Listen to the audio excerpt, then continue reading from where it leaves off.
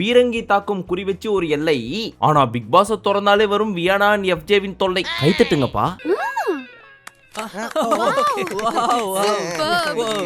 உண்மைதானே. 1 ஷோலையும் சரி 24/7 சரி எப்பா பார்த்தாலும் டீ கடையில ஈ முக்கிற மாதிரி இந்த பிசி எப்பா பார்த்தாலும் எஃப்ஜேவிய சுத்தி சுத்தி வந்து எனக்கு ஒண்ணு பிடிக்கல, துவைச்ச துணி மடிக்கல அப்படின்னு கதை விட்டு அந்த பீஸோடவே தான் சுத்திட்டு இருக்குது. இதெல்லாம் சொல்றப்ப அப்பப்போ கேமரா வேற பாத்துக்கிறது. உள்ளுக்குள்ள இந்த லவ் கண்டென்ட் எல்லாம் பண்ணுதுங்களே, அதுங்களையும் போட்டு கொஞ்சம் வறுத்து எடுத்தா கொஞ்சம் திருப்தியா இருக்கும். சரி, நேத்து நம்ம தலைவர் என்னென்னலாம் வறுத்தாரு, இதுங்க என்னெல்லாம் பண்ணுச்சு அப்படின்றத டீட்டெயிலா பாத்துருவோமா?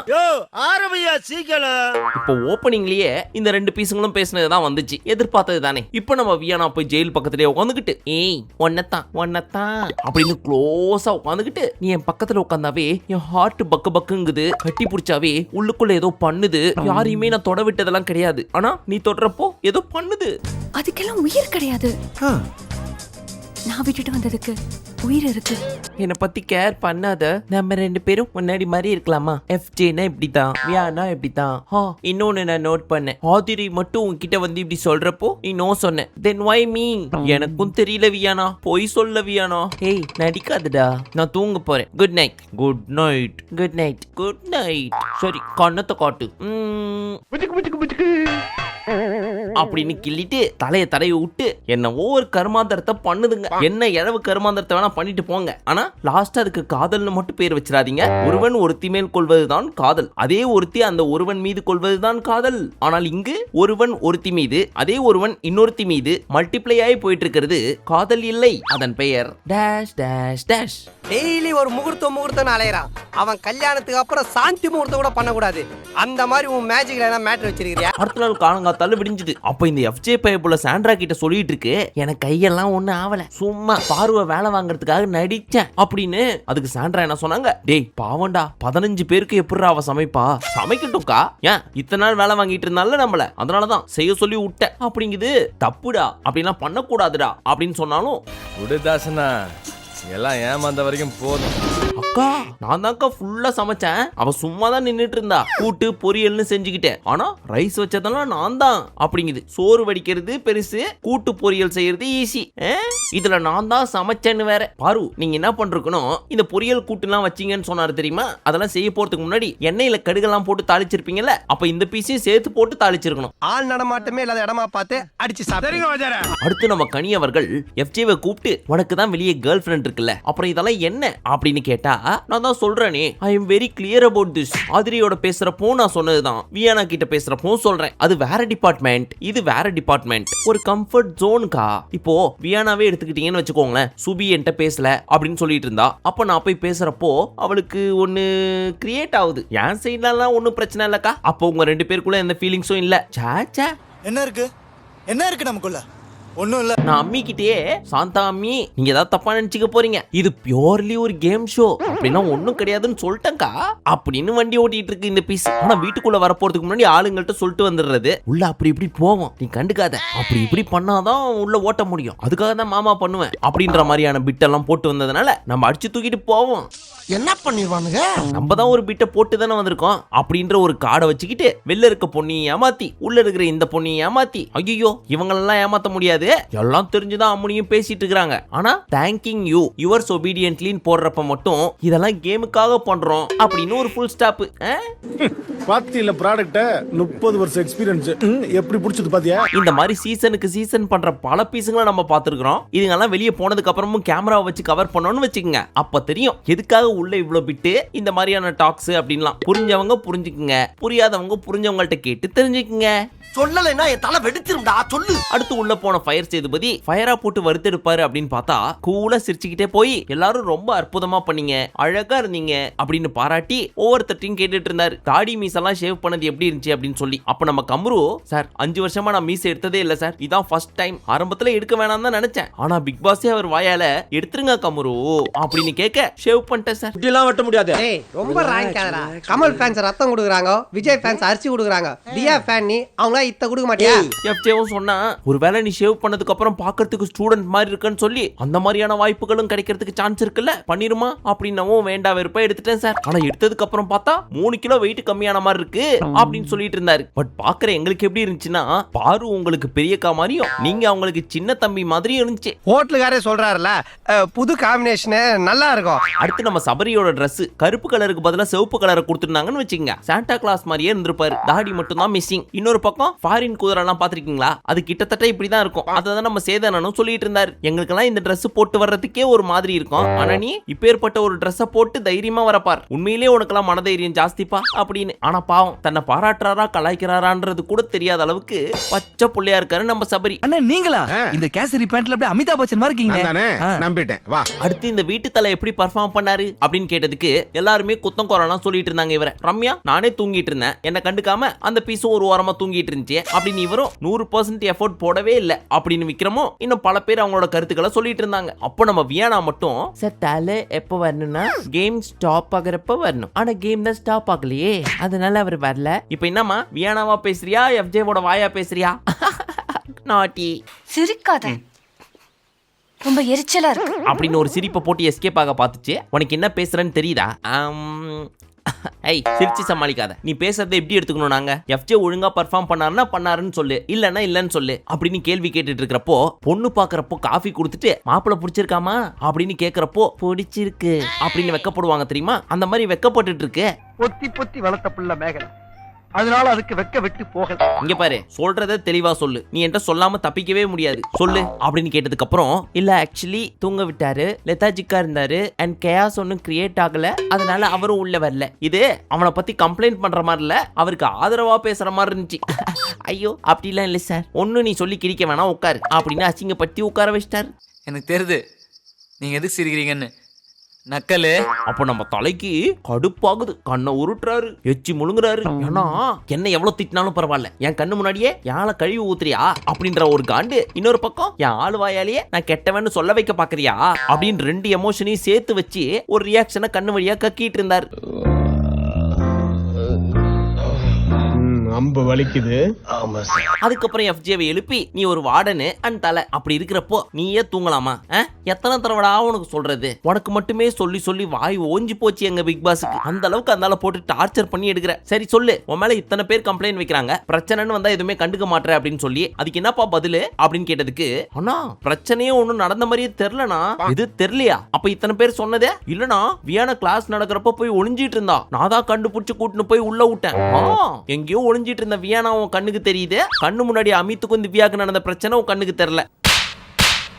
திவ்யாக்கும் அமித்துக்கும் பிரச்சனை ஆகிறப்ப நீ எங்க இருந்த? சார் இவன் சோஃபால தான் சார் உட்காந்துட்டு இருந்தான் அப்படின்னு எல்லாம் போட்டு கொடுத்துச்சிங்க. அதுலயும் சுபிக்ஷா பல நாள் காண்டு இருக்கும் போல இருக்கு எஃப்ஜே மேல, சவுண்ட் ஏத்தி போட்டு கொடுக்குது. பட் இவங்க 2 பேருக்குள்ள எப்ப பிரச்சனை நடந்துச்சு அப்படின்னு ஒரு சிலர் பார்க்காம இருந்திருக்கலாம். அது என்ன ஆச்சுன்னா, மிஸ்டர் அமித் என்கின்ற தர்மலிங்கம் கேரக்டரா இருக்கிறப்போ நான்சென்ஸ் அப்படின்னு சொல்லிட்டு போயிட்டாரு. இது நான்சென்ஸா? எப்படி நான்சென்ஸ்னு சொல்லலாம் அப்படின்னு சொல்லி திவ்யா பயங்கரமா கத்திட்டு இருந்தாங்க. அதுதான் இந்த பிரச்சனை. உனக்கு என்னமா பொம்பளை எடுத்துட்டு ஓவரா குரல் கொடுக்க? சார் ஒரு சின்ன இட பிரச்சனை. இதை ஏன் கேட்கலன்னு கேட்டதுக்கு, ஆனா அவங்க கேரக்டர்ல பேசிட்டு இருக்காங்கன்னு நினைச்சு நான் விட்டேனா அப்படின்னு எல்லாத்துக்கும் ஒரு காரணம் சொல்லுதுப்பா இந்த பீஸ். இந்த மாதிரிலாம் கேள்வி கேட்டா இப்படி எல்லாம் பதில் சொல்லணும்னு சொல்லி வெள்ளிக்கிழமையில இருந்தே ப்ரிப்பேர் ஆகி உட்காந்துட்டு இருக்கோம் போல இருக்கு. ஆனா நம்ம ஃபயர் விடுவாரா? சும்மா இப்படி எல்லாம் சொல்லி சமாளிக்காத, உனக்கெல்லாம் ஒரு நாமினேஷன் ஃப்ரீ அண்ட் ஒரு வேலையும் செய்ய மாட்டேன் அப்படின்னு டங்க புடுங்குற மாதிரி கேட்டாரு. அதுக்கு என்ன பெருசா ரியாக்ஷன் கொடுக்கும்? நான் இன்னைக்கு மௌன விரதம் அண்ட் நான் சோகமா தாண்டா இருப்பேன் அப்படின்னு சேது விக்கிற மாதிரி மூஞ்ச வச்சுக்கிட்டு எஸ்கேப் ஆகலான்னு பாக்குது.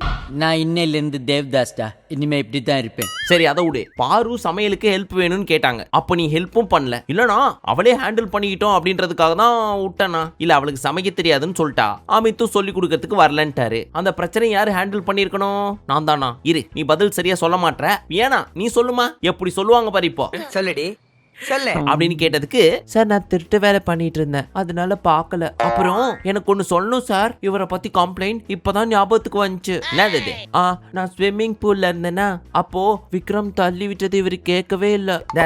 இங்க பாரு, உங்க அம்மா பாத்துருவாங்கன்னு சொல்லி இப்பெல்லாம் பூசி மழுவாத. கேட்ட கேள்விக்கு பதில் சொல்ல முடிஞ்சா சொல்லு, இந்த சப்பக்கட்டு கட்டுறதெல்லாம் வேணாம். இத பத்தி பேசுறதுக்கு பின்னாடி நிறைய இருக்கு, உன் பிரச்சனைக்கு அப்புறம் வரேன், உட்காரு நீ இப்போ அப்படின்னு உட்கார வச்சிட்டாரு. அப்பவும் கூச்சமே இல்லாம ஐயோ நாட்டி அப்படின்ற மாதிரி வெக்கப்பட்டு இருக்கு இந்த பீஸ். நீ என்ன ஏழ வேணாலும் பண்ணிட்டு போ, ஆனா வெக்க மட்டும் படாதடா.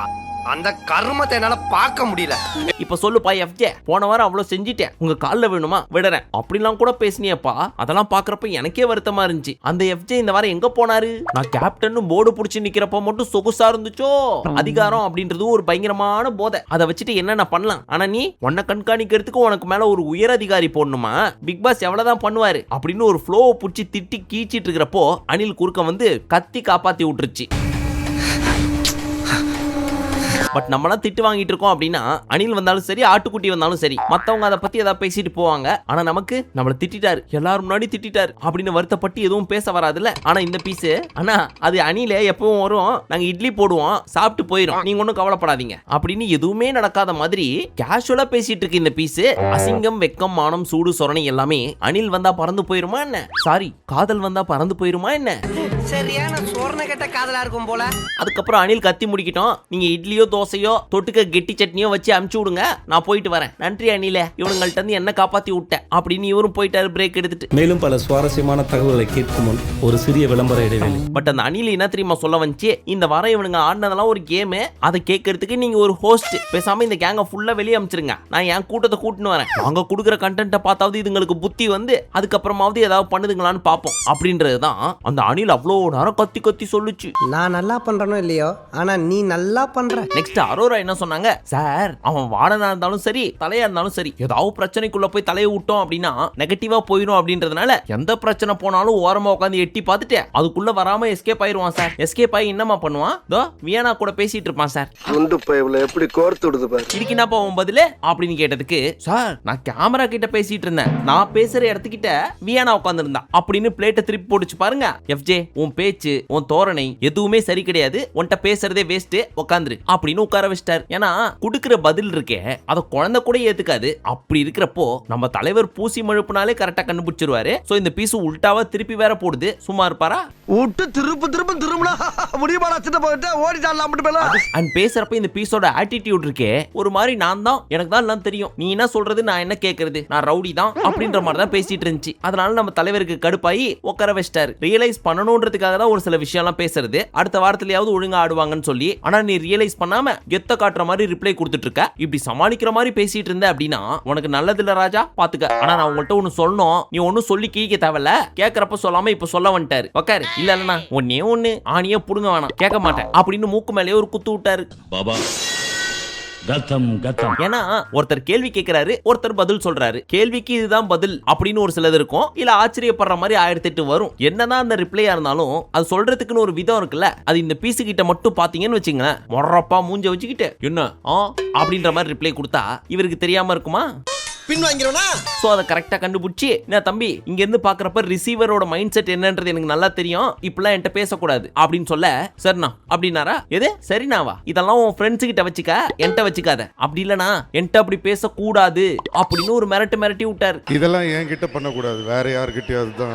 பட் இதே சிச்சுவேஷன் இதுக்கு முன்னாடியும் நடந்திருக்கு, ஆனாலும் ரிப்பீட் பண்ணுது அப்படின்றப்போ அது பை பர்த்டே வந்துருச்சு போல இருக்கு அந்த பீஸுக்கு. அவர் நினைச்சிட்டு இருக்காரு நான் தான் கெத்து, தப்பையே கூட நாங்க மொறப்பா மூஞ்ச வச்சுட்டு தான் அக்செப்ட் பண்ணிப்போம் அப்படின்ட்டு. பட் நமக்கு தானே தெரியும் இது கெத்தெல்லாம் கிடையாது, வெத்துன்னு.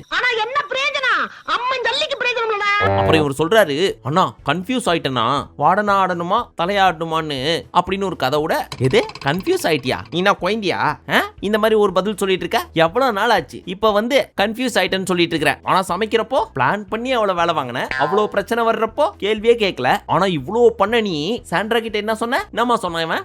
ஏதோ சொல்றீங்க, இல்ல இவர் அடிக்கிற கமிஷன் சொல்லவா, இல்ல உண்மையை சொல்லக்கூடாது என்ன மிரட்ட சொல்லவா? சார் எனக்கு கையெல்லாம் அடிப்படல, பார்வை வேலை வாங்குறதுக்கு தான் அப்படி ஒரு சீனை கிரியேட் பண்ண அப்படின்னு சொல்ல உடனே பாரு பயங்கரமா அழுவ ஆரம்பிச்சிட்டாங்க. மவனே லைட்டா ஒரு சான்ஸ் கிடைச்சாலே அடிச்சு காலி பண்ணுவான் உன்னை, இப்படி ஒண்ணு கிடைச்சிருக்குல்ல, இருடி அடுத்த வாரம் நாமினேஷன்ல எத்தனை பேர் உனக்கு ஓட்டு போட்டாலும் கீழே தான்டா நிப்ப நீ அப்படின்ற லெவலுக்கு ஒரு பர்ஃபார்மன்ஸ் போட்டாங்க நம்ம அக்கா. பட் சும்மா சொல்லக்கூடாதுப்பா, அன்னைக்கு ஒரு நாள் கிளீன் பண்ணிச்சு தெரியுமா இந்த அம்மா, தனியா உட்காந்து சமைச்சிட்டு ஃபுல்லா வெசல் வாஷிங் பண்ணி கிச்சனை ஃபுல்லா கிளீன் பண்ணி வச்சுது, கிட்டத்தட்ட 3 மணி நேரம். காண்டாவ தானே செய்யும். சோ கிடைச்ச சான்ஸை பக்காவா யூஸ் பண்ணி ஃபுல் கேமையும் அக்கா பக்கம் திருப்பிக்கிச்சு. இப்போ வீட்டுக்குள்ள இருக்கிற எல்லாரும் தலைவர் மேல பயங்கர கடுப்புல இருக்காங்க. ஆனா நம்ம தலைவர் நான் எப்படி தாண்டா இருப்பேன் அப்படின்னு நம்ம விவேக் சார் மாதிரி மொறப்பா மூஞ்ச வச்சிட்டு இருக்காரு, என்னத்தையோ பெருசா சாதிச்சு கிழிச்ச மாதிரி. என்ன சார் லோடு எடுக்கிற மாடு மாதிரி மூஞ்ச வச்சிருக்கான். அப்புறம் நம்ம சேதனை வந்து இவர் வேலை பார்த்தாங்கிறாரு, சொல்றாரு, இவர் என்ன வேலை பார்த்தாருன்றது நம்ம பார்த்தோம், ஆனா நம்மள்ட்டே வேலை பார்த்தேன்னு சமாளிக்குது பாத்தீங்களா அப்படின்னு சர்காஸ்டிக்கா கலாச்சிட்டு இருந்தாரு. ஆனா ஆண்டுவும் சரி இவரும் சரி ரொம்ப டீசென்ட்பா. லவ் மேட்டருக்குள்ள எல்லாம் பெருசா போக மாட்டாங்க. எவ்வளவு வேணா லவ் பண்ணிக்கங்க, லவ் மட்டும் இல்ல என்ன வேணா பேசிக்கங்க, எதுவும் கேட்க மாட்டோம் அப்படின்ற மாதிரி ஒதுங்கியே இருக்காங்க. உங்க வேலையை நீங்க பாருங்க, என் வேலையை நான் பாக்குறேன். பின்னாடில இருந்து சொல்லிட்டே இருப்பாங்க போல இருக்கு, சார் தேன் கூட்ட கலைக்கிற மாதிரி கலைச்சு விட்டுற போறீங்க, அது அப்படியே இருக்கட்டும், யாருமே கண்டென்ட் கொடுக்காதப்போ இதெல்லாம் நாங்க யூஸ் பண்ணிப்போம் அப்படின்னு சொல்லி அமைச்சிருப்பாங்க போல இருக்கு. அதனாலயே இந்த பீஸுங்க லவ்ன்ற பேர்ல பண்றதெல்லாம் பாக்குறப்போ இறங்கி தான் செய்யலாமான்றாலும் கோவம். சரி, இப்போ ஸ்டூடெண்ட்ஸ் டீச்சர்ஸ் தனியா உட்காருங்க. உக்காண்டோம் சார். உக்காண்டிங்களா? இப்போ ஸ்டூடெண்ட்ஸ் நீங்க சொல்லுங்க, உங்களுக்குள்ள பெஸ்ட் ஸ்டூடெண்ட் யாரு? அவங்க பயங்கரமா நாட்டியா இருந்திருக்கணும். சொல்லுங்க சார். நாட்டினஸ் அதிகமா இருந்தது வியானா சார், ஒண்ணுமே பண்ணாதது ரம்யா சார் அப்படின்றதுதான் காமனா வந்த பதில். புரியுதா? இந்த டாஸ்கை பொறுத்த வரைக்கும் நாட்டினஸ் அதிகமா இருக்கணும், ஆனா ஒண்ணுமே பண்ணாத ரம்யாக்கு தூக்கி கொடுத்துட்டீங்க பெஸ்ட் ஸ்டூடெண்ட்னு. உங்களுக்கு எல்லாம் டாஸ்க் புரியுதா புரியலையா? வியானா தான் நல்ல நாட்டி கேர்ள், எனக்கு ரொம்ப பிடிச்சிருந்துச்சு அவங்க கேம், அவங்க கேரக்டர். மத்த யாரும் ஒன்னும் பெருசா பண்ணல அப்படின்னு இந்த பீஸ புகழ்ந்து பேச ஒரே குஷி ஆயிடுச்சு அம்மனிக்கு. நான் என்ன பண்ணுவேன் பெருமானே, வெக்கமா வருதே. பட் என்னதான் இந்த பீஸ் நொயின்னு பண்ணிட்டு இருந்தாலும் கேரக்டரா பாக்குறப்போ இப்படிதான் இருக்கணும். பட் இந்த பீஸை தவிர்த்து எந்த பீஸோட கேரக்டருமே டீச்சரை கடுப்பேத்துற மாதிரி இல்ல. மொத்தத்துல இந்த டாஸ்க பாக்குறதுக்கு சபா முடிச்சு விடுங்கடா அப்படின்ற மாதிரி தான் இருந்துச்சு. இப்ப நம்ம ரம்யா சும்மா இருப்பாங்களா? என்ன எப்போ பார்த்தாலும் இந்த ஆளு ஏதாவது சொல்லிட்டே இருக்காரு அப்படின்னு அழுவ ஆரம்பிச்சிட்டாங்க. ஏமா உனக்கு ஒன்னும் புரிய மாட்டேங்குது, இங்க பாருமா ஏதாவது பண்ணு, நீ சும்மா உட்கார்ந்துட்டு தான் இருக்கிற, இனியாவது புரிஞ்சு நடந்துக்கோ, ஜாலியா இரு, ஏன் இளவு வீட்டுல உட்காந்துருக்க மாதிரியே உட்காந்துருக்க அப்படின்னு சொன்னாரு. ஆனாலும் இளவு வீட்டுல இருக்க மாதிரியே தான் மூஞ்ச வச்சிட்டு இருந்தாங்க இந்த அம்மா. ஆனா இந்த பீஸ் பாருங்க, ஒவ்வொரு வாரமும் எலி பொந்துக்குள்ள தப்பிச்சு ஓடுற மாதிரி அமைதியே எஸ்கேப் ஆகி ஓடிட்டு இருக்குது. ஏன்னா இன்னைக்கு எவிக்ட் ஆக போறது கனி அப்படின்னு சொல்லியிருந்தாங்க. ஆனா கட்சியில இன்னைக்கு நோ எவிக்ஷன். சோ அம்மனி 9வது வாரத்துக்குள்ள போயிடுறாங்க. இவங்க கேப்டன் போட்டியில வேற போட்டி போட போறாங்க. தப்பி தவறி ஜெயிச்சிட்டா அவ்வளவுதான். 10வது வாரம் முடிஞ்சு 11வது வாரம் போற போக்க பார்த்தா டைட்டில் வின்னர் ஆயிடுவாங்களோ. எல்லாம் ஒரு கனவு சித்தப்பா, அதை விடு. ஏண்டா கனவா இருந்தாலும் ஒரு நியாயம் வேணாமாடா? இப்ப பிரேக் விட்டதுக்கு அப்புறம் ரம்யா, விக்கு நான் உன்ட்டெல்லாம் வந்து கேட்டேன்ல நான் ஒழுங்கா பர்ஃபார்ம் பண்றேனான்னு சொல்லி, நான்லாம் நாட்டினஸ் பண்ணிட்டு தான் இருந்தேன், குட் பாயாவும் இருந்தேன். வியானா என்ன வியானா அவள மாதிரி 10 டைம்ஸ் எனக்கு பண்ண தெரியாதா அப்படின்னு அந்த பீஸ் கேட்ட கேள்விக்கும் இவர் சொன்ன பதிலுக்கும் 1% கூட சம்பந்தம் இல்லாத மாதிரி பேசிட்டு இருக்குது. ரம்யாக்கே ஒரு பாயிண்ட்ல மறந்து போச்சு நம்ம என்ன கேள்வி கேட்டோம் அப்படின்னு. பஞ்சு நல்லா இருக்கான்னு மட்டும் பார்க்கணும், அதுக்குள்ள ஆராய்ச்சி பண்ண கூடாது. இன்னொரு பக்கம் வியானா அந்த பக்கம் போய் உட்காந்துக்கிட்டு, எஃப்ஜே இப்படி பண்ணாதடா, சார் கிட்ட அப்படிலாம் பேசக்கூடாது, நல்லா இல்ல, நெக்ஸ்ட் வீக் நல்லா பண்ணு அப்படின்னு உரசி அட்வைஸ் கொடுத்துட்டு இருக்காங்க. அது மட்டும் இல்லாம பாரு உன்னை ட்ரிகர் பண்ணுவா, வார்த்தையை விட்டுறாத, அமைதி காக்கவும், ஜெயில உன்னை பாக்குறப்போ எவ்வளவு சாந்தமா இருந்த அந்த மாதிரி எனக்குமே உன் பக்கத்துல இருக்கிறப்ப தெரியல, தூரத்துல இருக்கிறப்ப தான் தெரியுது, நீ பண்ற தப்பெல்லாம் கரெக்ட் பண்ணிக்கப்பா அப்படின்னு இந்த பீஸ் அட்வைஸ போட, நான் இனிமே பேசவே போறதில்ல அப்படின்னு அவரும் சாந்த சுரூபன் ஆயிட்டாரு. அடிதடி கட்ட பஞ்சாயத்து கிளறி ரவுடித்தனும் எல்லாத்தையும் நொடியோட விட்டுடுது. அப்புறம் என்ன, அடுத்த வாரம் இந்த 2 பீஸுங்களும் சேர்ந்து உட்காந்துக்கிட்டு டாஸ்க் ஆடாம என்னை தொட்டு உன்னை தொட்டு அப்படின்னு பாட்டு எல்லாம் பாடாம அந்த பாட்டுல வர்ற மாதிரி தொட்டு தொட்டு விளையாட போறாங்க. சமத்த ஒரு மூலையில குத்த வச்சு உட்கார்ந்துருக்கணும். நான் எப்ப கூப்பிடுறனோ அப்பதான் வரணும். சரி ஸ்டூடெண்ட்ஸ், இப்போ நீங்க எல்லாம் ஸ்டூடெண்டா யாரை டார்கெட் பண்ணீங்க, எந்த மிஸ்ஸை டார்கெட் பண்ணீங்கன்னு சொல்லுங்க அப்படின்னு கேட்க கம்மு ஏஞ்சி நின்னு ஒரு தெய்வீக சிரிப்பை போட, கம்மு வர எனக்கு உன்னோட கேம் ரொம்ப பிடிச்சிருக்கு கம்மு, நல்லா மாறிட்ட, தேங்க்யூ சார், எப்படி இருக்கு இந்த மாற்றம், ரொம்ப பிடிச்சிருக்கு சார், வெரி குட்மா அப்படின்னு பாராட்டி தள்ளுறாரு. எப்படி பாராட்டுதுன்னு எனக்கு தெரியலையா? அந்த பீஸ் எங்க கேம் ஆடுது, நீங்க தான் குயில புடிச்சு காலை உடைச்சு கூண்டுல அடிச்சிட்டீங்க, அண்ட் அதே கூட்டுக்குள்ள 2 குயில சேர்த்து வேற அனுப்பிச்சு விட்டீங்க. சோ அந்த குயிலோட சேர்ந்துக்கிட்டே கூ கூ அப்படின்னு தான் கூவிட்டு இருக்கு தவிர்த்து எங்க கேம் ஆடுது. ஓ ஒருவேளை அந்த கேம் தான் பிடிச்சிருக்குன்னு சொல்றாரோ. பாட்டி பாய்ப்பா நம்ம சேதனை. சேட்டை பிடிச்ச பையன் சார். பிக்கல்ஸ் நீங்க யாரு குடைச்சல் கொடுத்தீங்க சார்? நான் வசந்தி அம்மா கொடுத்தேன் சார். நீ அந்த அம்மாக்கு தான் கொடுப்பேன்னு தெரியும், கம்மியா யாரு கொடுத்தீங்க அப்படின்னு கேட்க எல்லாரும் சேர்ந்து எஃப்ஜே பேர் தான் சொன்னாங்க. ஏன்னா அதுகிட்ட பேசுறதே வேஸ்ட் சார், அது ஒரு ஜடம், எதுவும் ரிப்ளை பண்ணாது, ஏன்டா போய் இந்த பீஸை நோண்டணும் அப்படின்னு எங்களுக்கே ஃபீல் ஆச்சு அப்படின்னு சொல்லிட்டு இருக்க, அப்ப வேஸ்ட்ன்றீங்க அப்படின்னு இவர் ஒரு பாயிண்ட் எடுத்து கொடுக்க அப்படின்னு சொல்லலாம் அப்படின்னு சுத்தி வளைச்சு தலையாட்டிட்டு இருந்துச்சுங்க. ஆமான்னு ஆனா ஒண்ணுப்பா, இந்த சீசனுக்குள்ள இதுங்கெல்லாம் கண்டஸ்டன்ஸா ஒழுங்கா விளையாடுதுங்களோ இல்லையோ, 3 பேர் நல்லா விளையாடுறாங்க, இல்ல 3 பேர் மட்டும் தான் ஒழுங்கா விளையாடுறாங்க. அதுல 3rd நம்ம சேதனை, 2nd நம்ம பிக் பாஸ், நம்பர் 1 அந்த அனில். நான் நம்பர் 1. ஃபைனலி எண்டு கார்டு போட போறதுக்கு முன்னாடி உங்களுக்கு எல்லாம் டாஸ்கே புரிய மாட்டேங்குது, எவ்வளவு நல்லா பண்ணிருக்கலாம், இதெல்லாம் ஒரு மெமரிஸ் இல்ல, திரும்ப வருமா, வேஸ்ட் பண்ணிட்டீங்க நீங்க. எல்லாத்துக்கும் ஒரு லிமிட் இருக்கு அப்படின்னு எப்ப பார்த்தாலும் சொல்லிட்டே இருக்கீங்க. லிமிட் செட் பண்றதுக்கு நீங்க யாரு? லிமிட்டை கிராஸ் பண்ணீங்கன்னா சொல்றதுக்கு தான் பிக் பாஸ் இருக்கார்ல. ரெஸ்ட்ரிக்ட் பண்ணிக்காதீங்க, நாங்க வேணா டாஸ்க்கும் கொடுத்து ஸ்கிரிப்டும் கொடுக்கட்டுமா, எப்படி பேசணும்னு சொல்லி ஒரு மொட்டை கடிதாசி கூட போட வரல உங்களுக்கெல்லாம் அப்படின்னு புலம்பிட்டு போயிட்டாரு.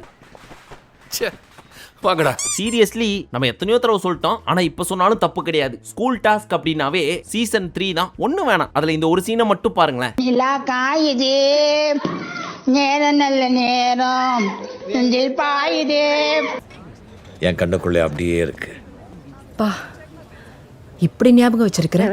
அண்ட் நிறைய பேரும் கேட்டிருந்தீங்க 2-3 டேஸ்க்கு முன்னாடி கமெண்ட் செக்ஷன்ல சீசன் 3 ரிவ்யூ பண்ண சொல்லி. அந்த எபிசோட தான் தேடிட்டு இருக்கோம். ஹாட் ஸ்டார்லயும் இல்ல, எங்கேயும் இல்ல, அதனால பண்ண முடியல. ஒருவேளை ரிலீஸ் பண்ணாங்கன்னா கண்டிப்பா பண்ணலாம். அண்ட் இன்னும் ஒரு சிலர் சீசன் 4ஓடதெல்லாம் கேட்டிருந்தீங்க. அது ஆல்ரெடி நம்ம லிஸ்ட்லயே இருக்கும். அப்படியே ஸ்க்ரால் பண்ணி கீழே போனீங்கன்னா பார்க்கலாம். பாருங்க பாருங்க. சரி, கடைசியா போறதுக்கு முன்னாடி இன்னொரு சான்ஸ் கொடுக்குறேன். ஒழுங்கா மொட்டை கடிதாசி எழுதுங்க அப்படின்னு சொல்லியிருந்தாரா. அதுக்கு நம்ம ரம்யா, மொட்டை கடிதாசின்னா என்ன சார் அப்படிங்கிறாங்க. ஏமா, உனக்கு என்னதாம்மா தெரியும்? எது கேட்டாலும் தெரியலங்கிற, டாஸ்க்கும் பெர்ஃபார்ம் பண்ண மாட்டேற, சண்டையும் போட மாட்டேற, அழுவ மட்டும் ஃபர்ஸ்ட் ஆளா வந்துடுற. உண்மையிலே இந்த சீசன் கண்டஸ்டன்ஸை யாரு தான்ப்பா இன்டர்வியூ எடுத்தது? அவங்க முகத்தை மட்டும் கொஞ்சம் காமிங்களேன்.